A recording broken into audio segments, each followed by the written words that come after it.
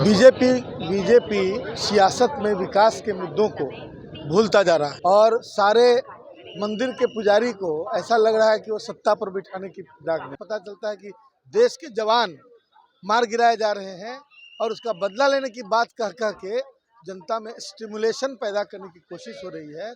आप जो हिस्ट्री है उसको देखकर ये जज करने की कोशिश कीजिए कि उन्होंने क्या गलत कहा। नमस्कार, आप लाइव बिहार देख रहे हैं। मैं हूं राजमोहन तिवारी।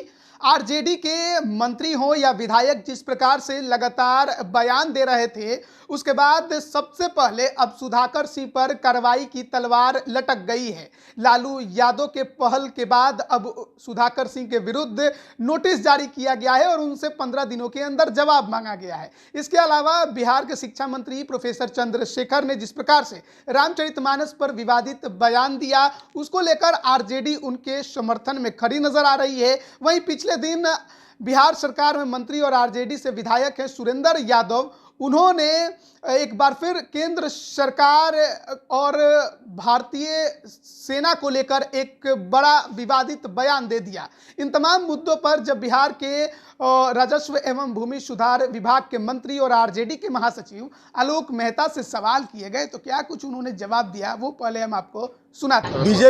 बीजेपी सियासत में विकास के मुद्दों को भूलता जा रहा है और सारे मंदिर के पुजारी को ऐसा लग रहा है कि वो सत्ता पर बिठाने की फिराक में। उत्तर प्रदेश देख लीजिए उधर, कल तक मंदिर में घंटा बजाने वाले लोग जाकर सियासत कर रहे हैं और लोगों को घंटा बजाना सिखाया जा रहा है।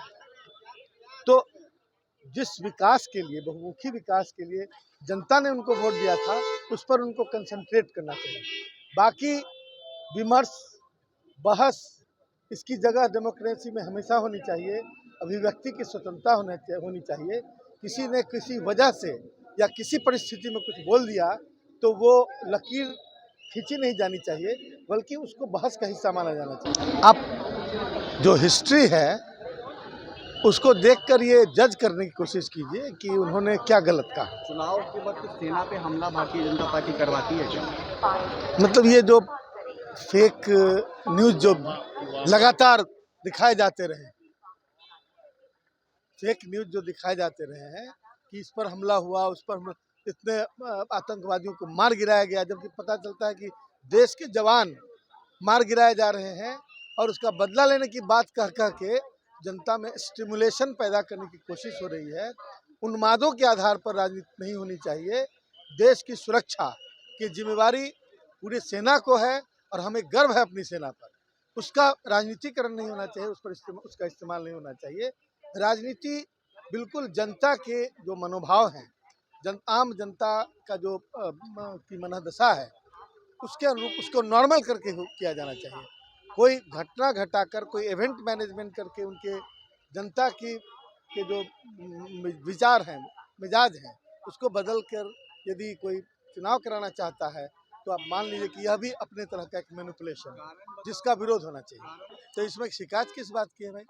डिसिप्लिनरी एक्शन कोई भी हो, उसके प्रति डिसिप्लिनरी एक्शन हो सकता है पार्टी में, यदि वो पार्टी के विचारों के अनुरूप कार्य नहीं करेंगे। धन्यवाद। तो देखा आपने किस प्रकार से आलोक मेहता, जो कि बिहार सरकार में मंत्री भी हैं, पार्टी के महासचिव भी हैं, उन्होंने साफ तौर पर कहा कि अगर पार्टी विरोधी और नियमों के उल्लंघन के मामले में कोई भी पकड़ा जाएगा तो उनके खिलाफ तो कार्रवाई होगी ही। इसके अलावा उन्होंने बिहार के शिक्षा मंत्री ने जो विवादित बयान रामचरितमानस पर दिया था, कहीं ना कहीं उनके बयानों का समर्थन किया है, जिस प्रकार से राजद के प्रदेश अध्यक्ष जगदानंद सिंह ने किया और जिस प्रकार से तेजस्वी यादव ने संविधान की दुहाई देकर किया, उसी प्रकार से आलोक मेहता भी समर्थन करते नजर आ रहे हैं। वहीं लोकसभा चुनाव नजदीक है, सेना के जवान और केंद्र सरकार पर जिस प्रकार से सुरेंद्र यादव ने जवाब दिया था और जो प्रतिक्रिया दी थी, उस पर भी आपने सुना क्या कुछ मंत्री आलोक मेहता ने कहा। बने रहिए लाइव बिहार के साथ। आप सभी का बहुत बहुत